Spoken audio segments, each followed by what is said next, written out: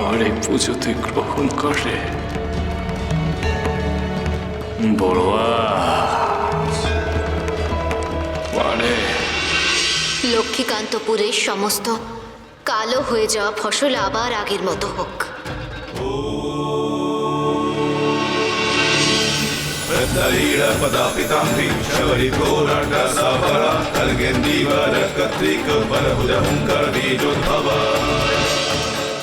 হয় দেখো আমাদের মাঠের ফসল সব আবার আগের মতো হয়ে গেছে।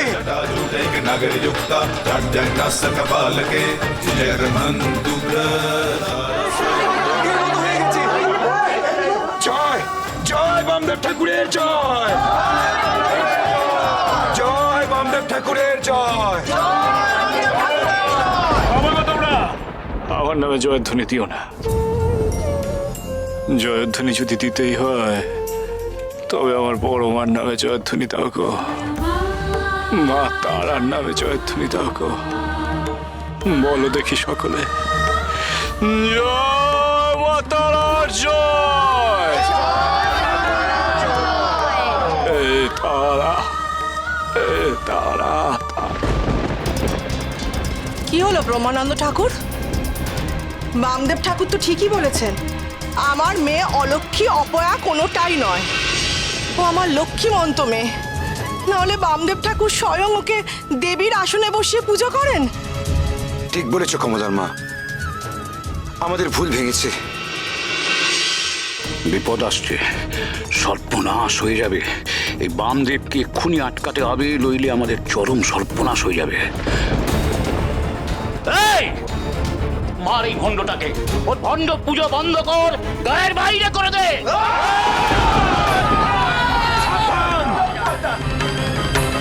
সাবধান ঠাকুর, সাবধান।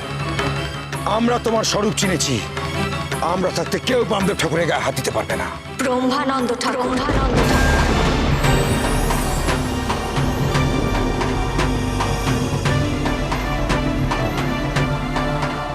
আমি তো তোমাদেরকে আগেই বলেছিলাম এই ব্রহ্মানন্দ আসলে একজন ভণ্ড, প্রতারক, শয়তান। এই শয়তানটা আমাদের গ্রামের মেয়েদেরকে বন্দি করে রেখেছে। আমি নিজের চোখে দেখেছি, ওই গুপ্ত কুঠিরে বন্দি করে রেখেছি এই শয়তানটা। মিথ্যে কথা, একদম মিথ্যে কথা। আমার নামে একটা ষড়যন্ত্র চলছে। গ্রামের সবাই সবাই দেখেছিল যে কুটিরে কেউ নেই। ব্রহ্মানন্দ,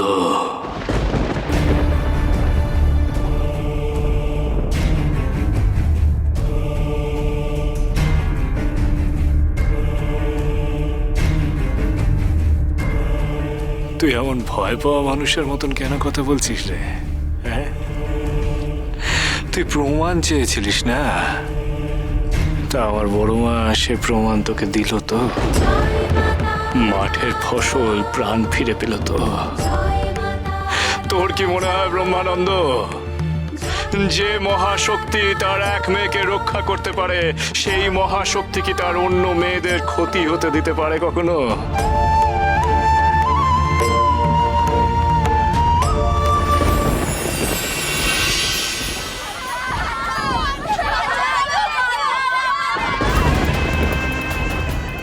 আরে আমার মেয়েগুলো কত কষ্ট পাচ্ছে, পার পাবে না। ওই অসৎ ব্রহ্মানন্দ কিছুতেই পার পাবে না। ওর পাপের খরা এবার পূর্ণ হয়েছে।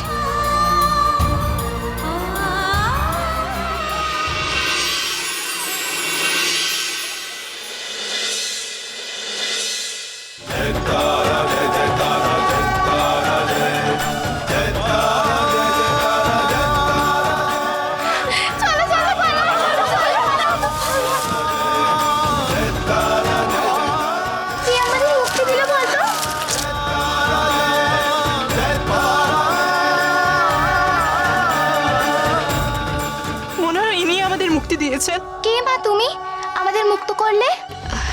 আমায় তোমরা চিনবে না, আমি এই কাঠ কুড়াতে এসেছিলাম। এখানে এসে তোমাদের চিৎকার আর কান্না শুনে ছুটে এলাম। ওই ব্রহ্মানন্দ আমাদেরকে ধরে এনে বন্দি করে রেখেছিল। যা তোরা তোরা যা, গ্রামের সবাইকে গিয়ে সত্যিটা বলে দে। ওরা সকলেই উঁচু ডাঙার মাঠে রয়েছে। গিয়ে বলে দে সবাইকে, যা শিগগির যা। চলো চলো সবাই মাঠে চলো চলো।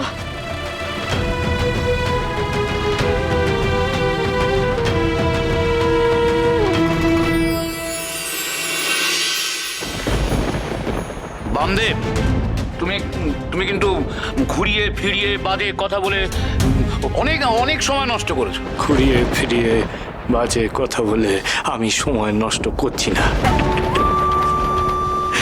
ব্রহ্মানন্দ, তোর নষ্ট লীলা সাঙ্গ করবার সময় হয়েছে। ওদিকে একবার চেয়ে দেখ দেখি।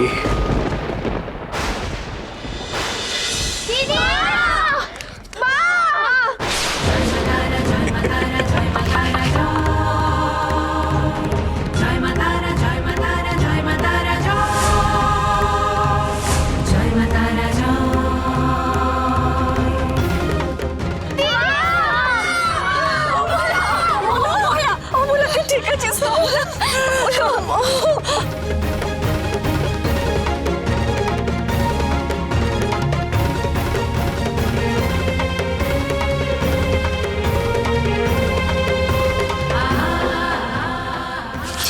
তারা তারা তারা তারা মানে আর এখানে এক মুহূর্ত নয়, পালাতে হবে। পালাবার পথ নেই ব্রহ্মানন্দ ঠাকুর। এই ভণ্ড ঠাকুর এতদিন ধরে আমাদের গ্রামের বন্ধু সেজে একের পর এক ক্ষতি করে যাচ্ছিল আমাদের। সব আমরা বুঝেছি কমলা, এই ভণ্ডকে আমরা ছাড়বো না। এই মারা একে!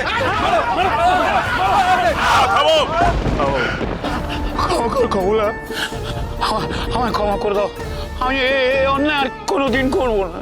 খোয়া শোনো গো, ওকে তোমরা শাস্তি দিও না। নিজের হাতে শাস্তি দেওয়াটা অন্যায় হবে। ওকে তোমরা ওই দারোগা পুলিশের হাতে তুলে দাও। পুলিশ বাবা যা বলবে সেটাই শেষ কথা। হ্যাঁ, যাও নিয়ে যাও নিয়ে যাও। বামদেব ঠাকুর ঠিকই বলেছেন। এই চলো, এই ভণ্ডগুলোকে কোতোয়ালিতে নিয়ে যাই। চলো চলো নিচে, চলো চলো চলো নিচে।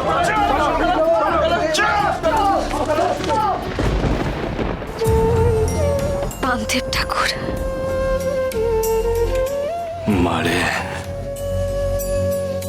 তুই তারাপীঠে আসিস রে মা, আমার বড় মার কাছে আসিস রে।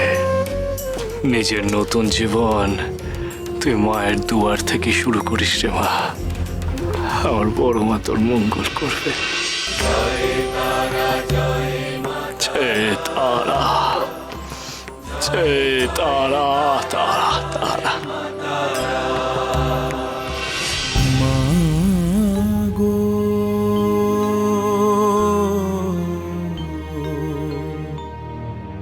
তারা মাগো, তারা মাগো,